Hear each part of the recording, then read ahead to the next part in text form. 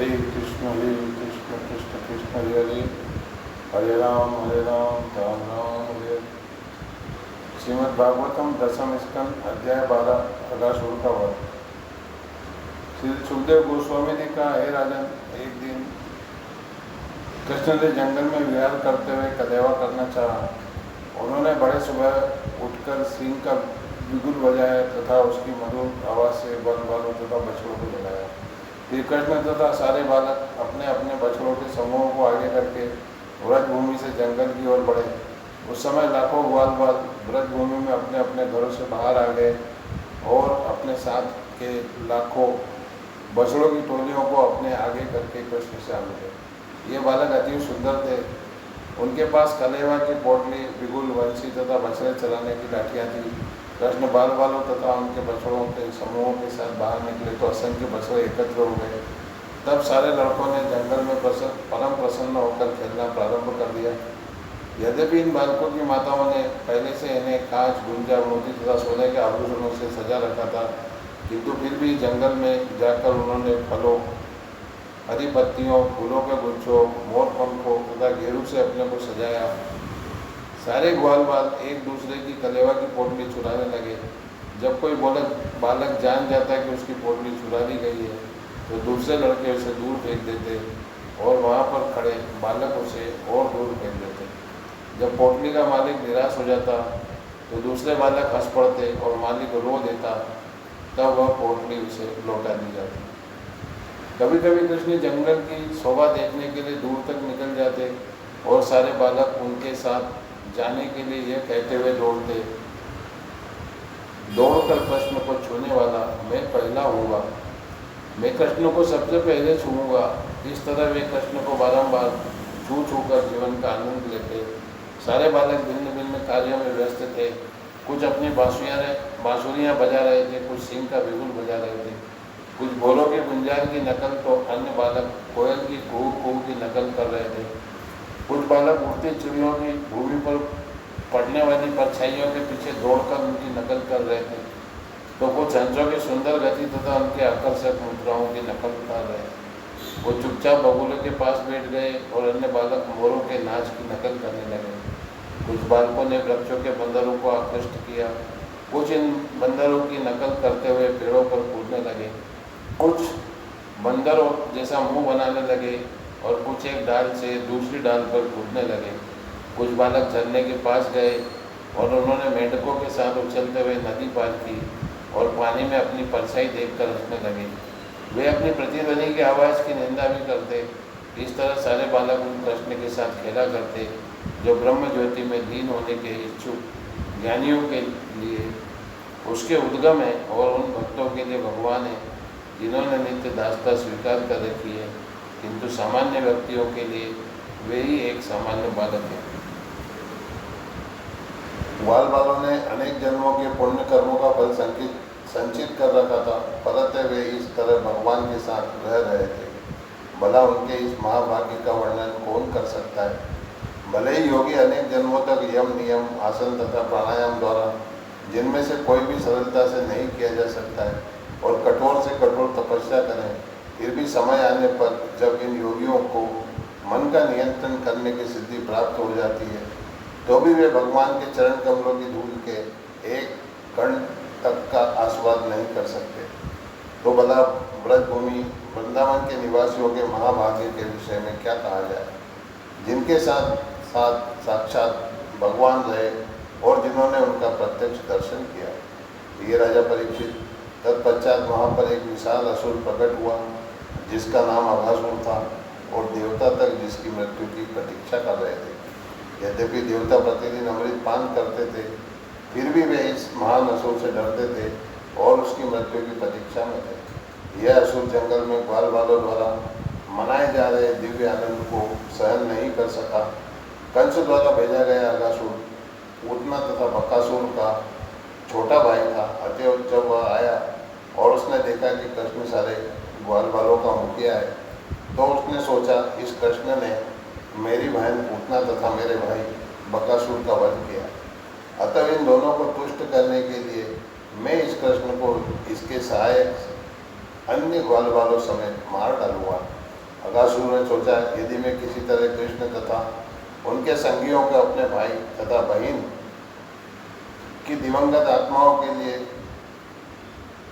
तिल तथा जल के अंतिम भेंट बना सकूं, तो व्रत भूमि के सारे वासी, जिनके लिए ये बालक प्राणों के तुल्य है, स्वयं मर जाएंगे। यदि प्राण नहीं रहेंगे तो फिर शरीर की क्या आवश्यकता। फलस्वरूप अपने अपने पुत्रों के मरने पर व्रज के सारे वासी स्वतः मर जाएंगे। यह निश्चय करने के बाद उस दुष्ट अगासुर ने एक विशाल अजगर का रूप धारण कर लिया, जो विशाल पर्वत की तरह मोटा तथा 8 मील तक लंबा था। इस तरह अद्भुत अजगर का शरीर धारण करने के बाद उसने अपना मुंह पर्वत की एक बड़ी गुफा के तुल्य फैला दिया और रास्ते में कृष्ण तथा उनके संगी ग्वाल वालों को निगल जाने की आशा से लेट गया। उसका निचला होठ पृथ्वी पर था और ऊपरी होठ आकाश के बादलों को छू रहा था।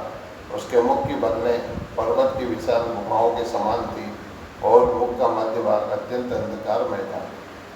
उसकी जीभ चौमार्ग के तुल्य थी, उसकी श्वास गर्म हवा जैसी थी और उसकी आंखें आग की लपटों जैसी जल रही थी। इस असुर का अद्भुत रूप विशाल अजगर के समान था। इसे देखकर बालकों ने सोचा कि वो न हो यह वृंदावन का कोई रम्य स्थल है। तत्पश्चात उन्होंने कल्पना की कि यह विशाल अजगर के मुख के समान है। दूसरे शब्दों में निर्भीक बालकों ने सोचा कि विशाल अजगर रूपी यह मूर्ति उनके क्रीड़ा आनंद के लिए बनाई गई है। बालकों ने कहा, मित्रों, क्या यह मृत है या सचमुच यह जीवित अजगर है जिसने हम सबको निगलने के लिए अपना मुंह फैला रखा है? इस संदेह को दूर करो ना। तत्पश्चात उन्होंने निश्चय किया, मित्रों, यह निश्चित रूप से हम सबको निगल जाने के लिए यहाँ बैठा हुआ कोई पशु है। इसका ऊपरी होंठ सूर्य की धूप से रखते हुए बादल की तरह है और निचला होंठ बादल की लाल लाल परछाई सा लगता है। बाएं तथा दाएं 2 खड्डे जैसे पर्वत गुफाएं दिखती है, वे इसकी गलफड़ें हैं और पर्वत की ऊंची चोटियाँ इसके दांत हैं। इस पशु की जीभ की लंबाई चौड़ाई भी चौमार्ग जैसी है और उसके मुख का भीतरी भाग अत्यंत अंधकारमय है, मानो पर्वत के भीतर की गुफा हो। यह अग्नि जैसी गर्म हवा उसके मुंह से निकली हुई श्वास है, जिससे जलते हुए मांस की दुर्गंध आ रही है, क्योंकि उसने बहुत सब खा रखे हैं। तब बालकों ने कहा, क्या यह प्राणी हम लोगों को निगलने आया है? यदि वह निकलेगा तो तुरंत ही बकासुर की भांति मार डाला जाएगा। इस तरह उन्होंने बकासुर के शत्रु कृष्ण के सुंदर मुख की ओर निहारा और ताली बजाकर जोर जोर से हंसते हुए वे अजगर के मुंह में प्रविष्ट हो गए। हर व्यक्ति के हृदय में स्थित अंतर्यामी परमात्मा भगवान श्री कृष्ण ने बालकों को परस्पर नकली अजगर के विषय में बातें करते सुना। वे नहीं जानते थे कि यह वास्तव में अगासुर था, जो अजगर के रूप में प्रकट हुआ था। यह जानते हुए कृष्ण अपने मित्रों को असुर के मुख में प्रवेश करने से रोकना चाहते थे। जब तक कि कृष्ण सारे बालकों को रोकने के बारे में सोचे, तब तक वे सभी असुर के मुख में घुस गए, किंतु उस असुर ने उन्हें निगला नहीं, क्योंकि वह कृष्ण द्वारा मारे गए अपने संबंधियों के विषय में सोच रहा था और अपने मुख में कृष्ण के घुसने की प्रतीक्षा कर रहा था। कृष्ण ने देखा, सारे ग्वाल जो उन्हें अपना सर्वस्व मानते थे, उनके हाथ से निकलकर साक्षात मृत्यु रूपी अगासुर के उदर की अग्नि में तिनको जैसे प्रविष्ट हो जाने से असहाय है। कृष्ण के लिए अपने इन ग्वाल मित्रों से विलग होना असह्य था। अतएव यह देखते हुए कि यह सब उनकी अंतरंगा शक्ति द्वारा नियोजित किया प्रतीत होता है, कृष्ण आश्चर्यचकित हो उठे और निश्चय न कर पाए कि क्या किया जाए। अब क्या करना होगा? इस असुर का वध और भक्तों का बचाव एक साथ दोनों को किस तरह संपन्न किया जाए? असीम शक्तिशाली होने से कृष्ण ने ऐसी बुद्धि गम्य युक्ति निकल आने तक प्रतीक्षा करने का निश्चय किया, जिसके द्वारा वे बालकों को बचाने के साथ साथ उस असुर का वध भी कर सके। तत्पश्चात वे अगासुर के मुख में घुस गए। जब कृष्ण अगासुर के मुख में घुस गए तो बादलों के पीछे देवतागण हाय हाय करने लगे, किंतु अगासुर के मित्र यथा कंस तथा अन्य असुरगण अत्यंत हर्षित थे। जब अजय भगवान कृष्ण ने देवताओं को बादलों के पीछे से हाय हाय पुकारते सुना, तो तुरंत ही स्वयं तथा अपने संगी ग्वाल वालों को असुर से बचाने के लिए जिन्हें वह चूर्ण चूर्ण कर देना चाहता था, उसके गले के भीतर अपना विस्तार कर दिया। चूँकि कृष्ण ने अपने शरीर का आकार बढ़ा दिया था, इसलिए असुर ने अपने शरीर को काफ़ी बड़ा कर लिया। फिर भी उसकी श्वास रुक गई, उसका दम घुट गया और उसकी आंखें इधर उधर भटकने लगी तथा बाहर निकल आई, किंतु असुर के प्राण किसी भी छेद से नहीं निकल पा रहे थे। अतः अंत में उसके सिर के ऊपरी छेद से बाहर फूट पड़े। जब उस असुर के सिर के ऊपरी छेद से सारी प्राणवायु निकल गई तो कृष्ण ने मृत बछड़ों तथा ग्वाल वालों पर अपनी दृष्टि फेर कर उन्हें फिर से जीवित कर दिया। तब मुकुंद जो किसी को भी मुक्ति दे सकते हैं, अपने मित्रों तथा बछड़ों समेत उस असुर के मुख से बाहर आ गए। उस विराट अजगर के शरीर से सारी दिशाओं को प्रकाशित करता हुआ एक प्रकाशमान तेज निकला और आकाश में अकेले तब तक रुका रहा जब तक कृष्ण उस शव के मुख से बाहर नहीं आ गए। तत्पश्चात सारे देवताओं ने इस तेज को कृष्ण के शरीर में प्रवेश करते देखा। तत्पश्चात हरेक के प्रसन्न होने पर देवता लोग नंदन कानन से फूल बरसाने लगे, अप्सराएं नाचने लगी, गायन के लिए प्रसिद्ध गंधर्व गण स्तुति गाने लगे, ढोल के दुंदुभी बजाने लगे तथा ब्राह्मण वैदिक स्तुतियाँ करने लगे। इस प्रकार स्वर्ग तथा पृथ्वी दोनों पर हर व्यक्ति भगवान की महिमा का गायन करते हुए अपना अपना कार्य करने लगा। जब भगवान ब्रह्मा ने अपने लोक के निकट ही ऐसा अद्भुत उत्सव होते सुना, जिसके साथ साथ संगीत, गीत तथा जय जयकार हो रहा था, तो वे तुरंत उस उत्सव को देखने चले आए। कृष्ण का ऐसा गुणगान देखकर वे अत्यंत विस्मित थे। ये राजा परीक्षित, जब अकासुर का अजगर के आकार का शरीर सूखकर विशाल चमड़ा बन गया, तो यह वृंदावन वासियों के देखने जाने के लिए अद्भुत स्थान बन गया और ऐसा बहुत समय तक बना रहा। स्वयं तथा अपने साथियों को मृत्यु से बचाने तथा अजगर रूप अगासुर को मोक्ष देने की घटना तब घटी जब कृष्ण 5 वर्ष के थे। इसका उद्घाटन ब्रजभूमि में 1 वर्ष बाद हुआ, मानो यह उसी दिन की घटना हो। कृष्ण समस्त कारणों के कारण है। भौतिक जगत, उच्च तथा निम्न जगत के कार्य कारण आदि नियंता भगवान द्वारा ही सृजित होते हैं। जब कृष्ण नंद महाराज तथा यशोदा के पुत्र के रूप में प्रकट हुए तो उन्होंने अपनी अहेतु की कृपा से ऐसा किया। अतः उनके लिए अपने असीम ऐश्वर्य का प्रदर्शन कोई विचित्र बात न थी। हाँ, उन्होंने ऐसी महती कृपा प्रदर्शित की कि सर्वाधिक पापी दुष्ट अगासुर भी ऊपर उठ गया, उनके संगियों में से एक बन गया और उसने सारूप्य मुक्ति प्राप्त की, जो वस्तुतः भौतिक कलुषों से युक्त पुरुषों के लिए प्राप्त करना असंभव है।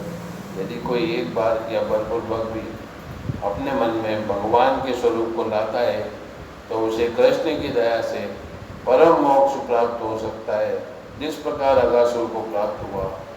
तो फिर उन लोगों के विषय में क्या कहा जाए जिनके हृदयों में भगवान अवतार लेकर प्रविष्ट होते हैं, अथवा उनका जो सदैव भगवान के चरण कमलों का ही चिंतन करते हैं, जो सारे जीवों के लिए दिव्य आनंद के स्रोत हैं, जो सारे मोह को पूरी तरह हटा देते हैं। श्री सूद गोस्वामी ने कहा, हे विद्वान संतों, श्री कृष्ण की बाल्यकाल की लीलाएं अत्यंत अद्भुत है। महाराज परीक्षित अपनी माता के गर्भ में उन्हें बचाने वाले कृष्ण की उन लीलाओं के विषय में सुनकर स्थिर चित्त हो गए और उन्होंने श्री सुखदेव गोस्वामी से फिर कहा कि वे उन पुण्य लीलाओं को सुनाएं। महाराज परीक्षित ने पूछा, हे मुनि, भूतकाल में घटित इन घटनाओं को वर्तमान में घटित होते क्यों वर्णन किया गया है? भगवान कृष्ण ने अगासुर को मारने का कार्य तो अपनी कुमारावस्था में संपन्न किया था, तो फिर बालकों ने उनकी पौगंड अवस्था में इस घटना को अभी घटित होना क्यों बतलाया?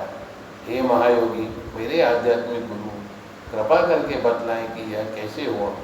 मैं यह जानने के लिए परम उत्सुक हूँ। मैं सोचता हूँ कि यह कृष्ण की माया के अतिरिक्त और कुछ न था।